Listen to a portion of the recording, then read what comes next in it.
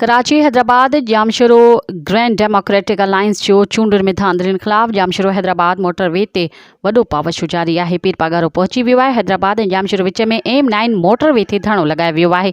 सिंध जी कुंड कुड़िश मां हुर ऐं इत्तेहाद में शामिल जमायतुनि जा कारकुन मौजूद आहिनि। धरणे वारे हंधि जलसे लाइ सजायल पिंडाल में माण्हुनि जी ख़ल्क़ उथली पई।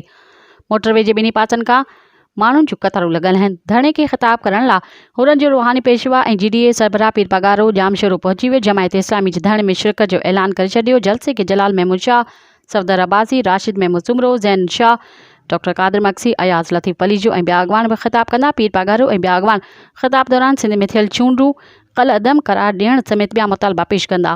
मज़ीद ख़बरनि ऐं तफ़सीलात लाइ विज़िट कयो असांजी वेबसाइट www.awamiNewsHD.com ऐं ॾिसंदा रहो अवामी न्यूज़ HD।